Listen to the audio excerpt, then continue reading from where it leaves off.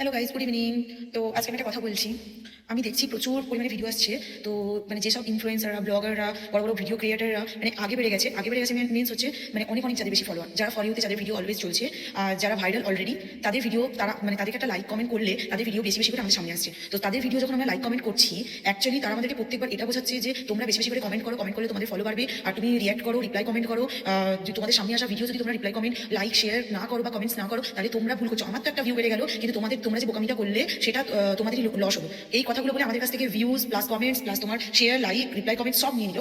কিন্তু যারা আমাদের জন্য বড় ক্রিয়েটর হয়েছে, তারা কিন্তু কেউ আমাদের সাপোর্ট করছে না। কেউ কিন্তু আমাদের ভিডিও, আমরা যে তাদেরকে রিয়াক্ট করছি, তাদেরকে এত কমেন্টস করছি, আর তাদের আমি কিছু কিছু নাম আছে আমি বলে দিচ্ছি, এত পরিমাণ আমরা কমেন্টস করি, এত পরিমাণ আমরা লাইক শেয়ার করি, রিপ্লাই কমেন্ট করি, নোটিফিকেশনে তাদের কাছে কারণ তাদের নিজের মুখ থেকেই বলা এটা কি আমাদের নোটিফিকেশন, আমরা যখন লাইক মারি তখন ওদের নোটিফিকেশনে সেটা চলে যায় আমাদের নামটা। তো ভালো করে সে দেখতে পাচ্ছে আমাদের ভিডিওটা।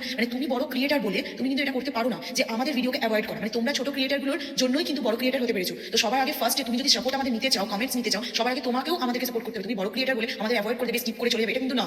আমরা কিন্তু ফলে কি হচ্ছে, আমরা 10 বার কমেন্ট করার পর, আমরা তোমাদেরকে বলার পরেও তুমি যখন রেসপন্স করছো না, আমরা কিন্তু তোমাদের কমেন্টস করা বন্ধ করে দিচ্ছি। যারা যারা আমার এই কথাগুলো শুনছো, যাদের সামনে ভিডিওটা পৌঁছাচ্ছে, তারা কিন্তু কথাটা ভালো করে ভেবে দেখবে। আর আমার মতো ভুল কেউ করবে না, তোমরা বড় ক্রিয়েটারদেরকে সাপোর্ট করবে না। আর সাপোর্ট করে আজকে যারা বড় ক্রিয়েটারগুলো আরো বড় হয়ে যাচ্ছে, তারা কিন্তু ছোট ক্রিয়েটারগুলোকে মোটেও দেখছে না, স্কিপ করে চলে যাচ্ছে। তো তুমি কি করে ভাবলে যে আমরা তোমাদেরকে তখন আর সাপোর্ট করবো? তোমরা তো বলে চলে যাচ্ছ, এত বড় ভুল করছো। তোমাদের সামনে আসা ফর ইউতে ভিডিওটা চলছে, তোমাদের সামনে ভিডিওটা আসছে। তো তোমাদের সামনে ভিডিওটা আসার পর তোমরা কিন্তু বোকামি করছো, কমেন্ট না করে, শেয়ার না করে, লাইক না করে, রিপ্লাই কমেন্ট না করে। তাহলে তোমরা কেন করছো না? আমরা যে তোমাদের লাইক করছি, কমেন্টসে লিখে দিয়ে আসছি, তোমরা কেন সেটা দেখতে পাচ্ছ না? নোটিফিকেশনে যাচ্ছে নিশ্চয়ই। তাহলে তোমরা এগুলো বদমাশি করছো। তো ভালো করে কথাটা ভেবে দেবে, আমাদের লাইক কমেন্ট পেতে হলে আমাদেরকেও লাইক কমেন্টস দিতে হবে, মনে থাকে যেন কথাটা।